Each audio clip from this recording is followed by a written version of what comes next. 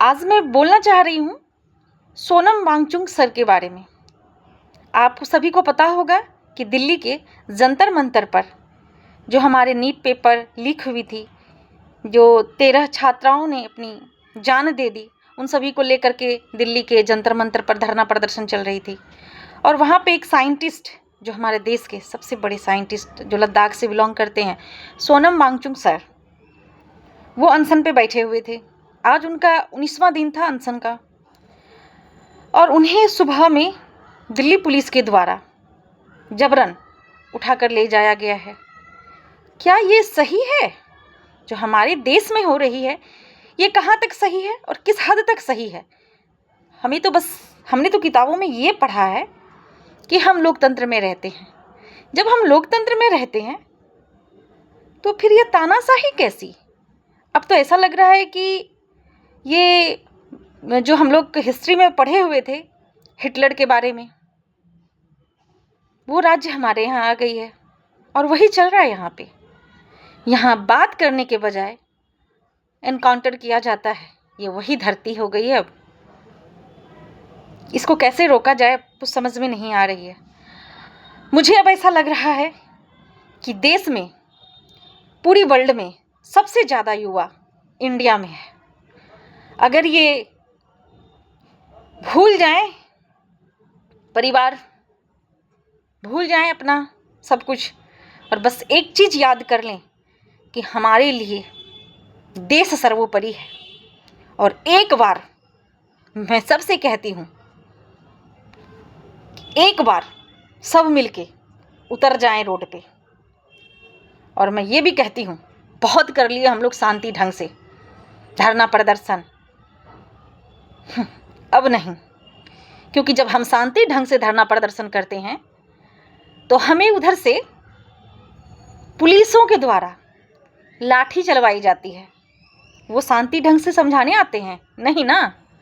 तो मैं सबसे ये आग्रह करती हूँ कि अगर उधर से पुलिस लाठी लेके आए, उसी लाठी को छीन करके साला उसी के कपाड़ पे थवाड़ना शुरू कर दो। अब ये करने का हम लोगों की, ये करना चाहिए हम लोगों को अब, क्योंकि अब वो समय नहीं रहा कि शांति शांति संवैधानिक। जब हम संवैधानिक समझ रहे हैं, सरकार समझ ही नहीं रही कि हमारी संवैधानिक मंशा क्या है। और सरकार को समझने की बिल्कुल जरूरत उनको लग ही नहीं रहा है कि हम स्टूडेंट परेशान हैं, हमारे देश की युवाएं परेशान हैं, बेरोजगार हैं देश की युवाएं। उसको कैसे किया जाए, कैसे देश को आगे बढ़ाया जाए। हमें लगता है कि पर डे आज जर्मनी, आज जापान, आज स्विट्जरलैंड, तो आज ऑस्ट्रेलिया, सब दिन तो दौरे पे ही रहते हैं। घर का क्या काम करेंगे? जब इंसान बाहर ही रहे तो घर का काम तो नहीं होगा। कुछ घर में भी करने की जरूरत होती है, लेकिन नहीं।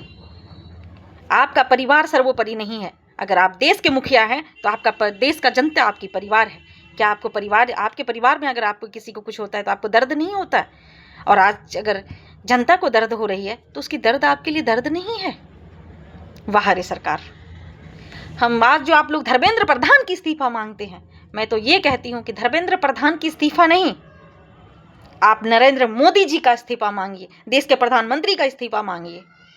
क्योंकि ये देश शासन नहीं, कुशासन की ओर चल दी है।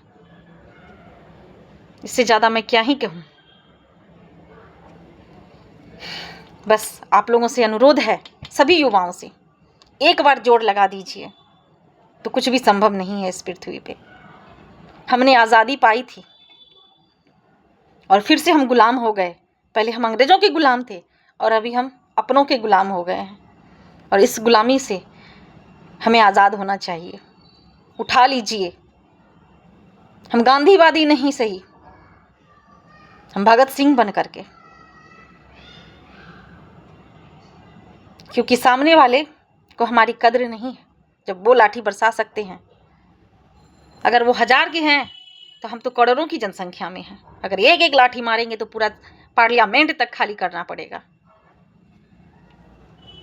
मैं ये वीडियो तो बना रही हूँ, बाकी पता नहीं मेरे ऊपर भी क्या होगा। धन्यवाद।